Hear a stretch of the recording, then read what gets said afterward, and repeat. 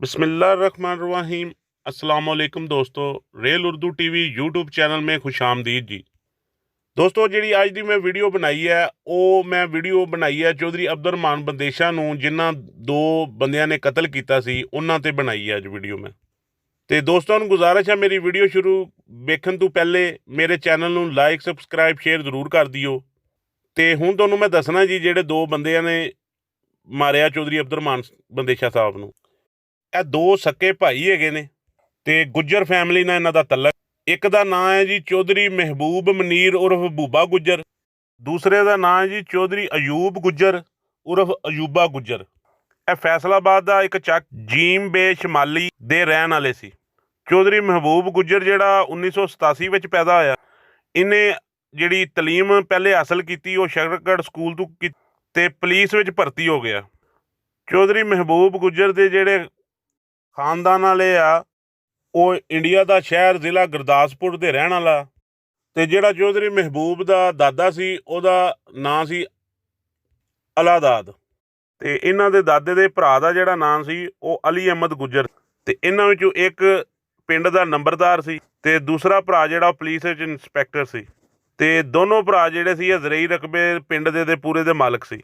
ਤੇ ਚੌਧਰੀ ਮਹਿਬੂਬ ਅਹਿਮਦ ਦੇ ਵਾਲਦ ਦਾ ਨਾਮ ਚੌਧਰੀ ਮਨੀਰ ਅਹਿਮਦ ਗੁੱਜਰ ਸੀ। ਤੇ ਇਹ 5 ਭਰਾ ਹੈਗੇ ਸੀ। ਇਹਨਾਂ ਦਾ ਇੱਕ ਤਾਏ ਦਾ ਬੇਟਾ ਮੁਲਤਾਨ ਦਾ MNA ਵੀ ਰਹਿ ਚੁੱਕਿਆ।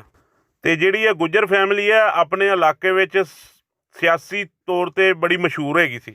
ਇਸ ਗੁੱਜਰ ਫੈਮਿਲੀ ਦੇ 8 ਅਫਰਾਦ ਜਿਹੜੇ ਆ ਅੱਗੇ ਕਤਲ ਹੋ ਚੁੱਕੇ ਆ ਇਹਨਾਂ ਦੁਸ਼ਮਣੀਆਂ ਦੀ ਵਜ੍ਹਾ ਤੋਂ।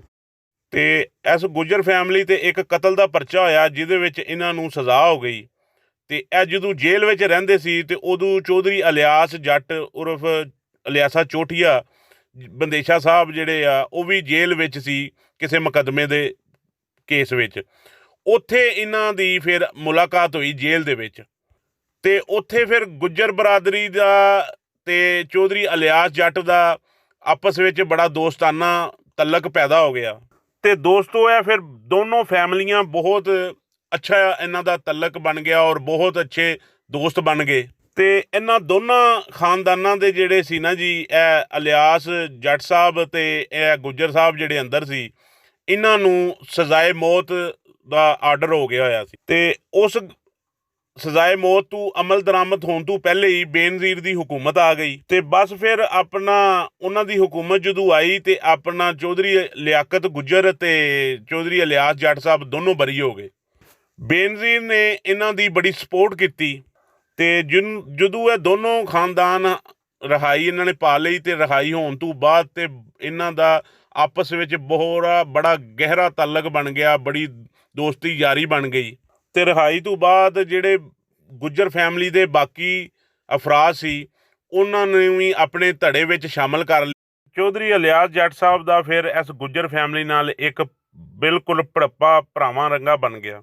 ਤੇ ਚੌਧਰੀ ਇਲਿਆਸ ਜੱਟ ਸਾਹਿਬ ਨੇ ਫਿਰ ਚੌਧਰੀ ਮਹਿਬੂਬ ਗੁੱਜਰ ਨੂੰ ਆਪਣਾ, ਜਦੋਂ ਇਹਨਾਂ ਨੇ ਚੌਧਰੀ ਇਲਿਆਸ ਜੱਟ ਨੇ ਇਲੈਕਸ਼ਨ ਲੜਿਆ ਤੇ ਇਹਨਾਂ ਨੂੰ ਆਪਣਾ ਸਾਥ ਦੇਣ ਦਾ ਕਿਹਾ। ਤੇ ਇਹਨਾਂ ਨੇ ਪੂਰੇ ਗੁੱਜਰ ਫੈਮਿਲੀ ਨੇ ਚੌਧਰੀ ਇਲਿਆਸ ਜੱਟ ਦਾ ਭਰਪੂਰ ਤਰੀਕੇ ਨਾਲ ਸਿਆਸਤ ਵਿੱਚ ਇਹਨਾਂ ਦਾ ਸਾਥ ਦਿੱਤਾ।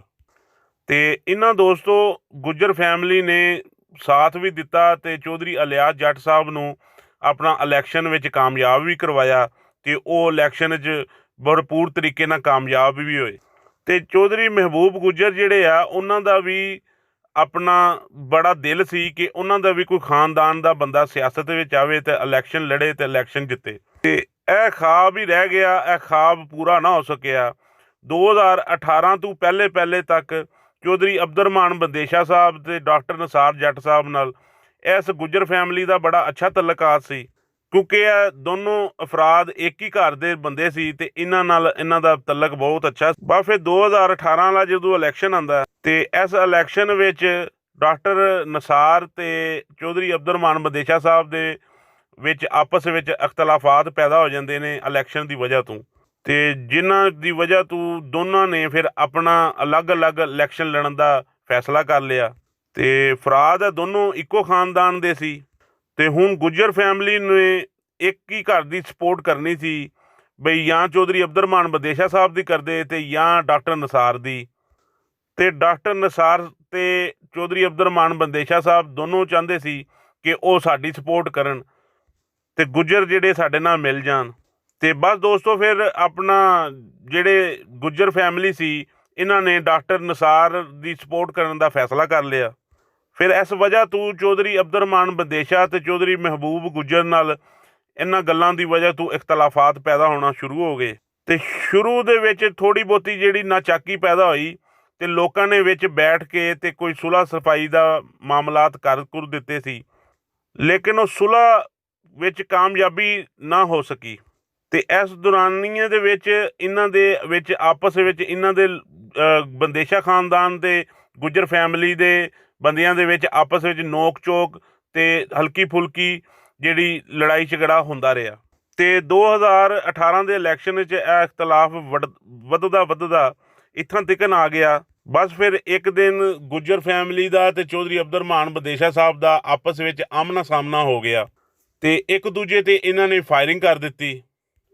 ਤੇ ਉਹਦੇ ਵਿੱਚ ਫਿਰ ਚੌਧਰੀ ਅਬਦੁਰਰਹਿਮਾਨ ਬੰਦੇਸ਼ਾ ਸਾਹਿਬ ਤੇ ਚੌਧਰੀ ਮਹਿਬੂਬ ਗੁੱਜਰ ਤੇ ਚੌਧਰੀ ਅਯੂਬ ਗੁੱਜਰ ਆਪਸ ਵਿੱਚ ਇੱਕ ਦੂਜੇ ਦੀ ਫਾਇਰਿੰਗ ਨਾਲ ਹੀ ਕਤਲ ਹੋ ਗਏ।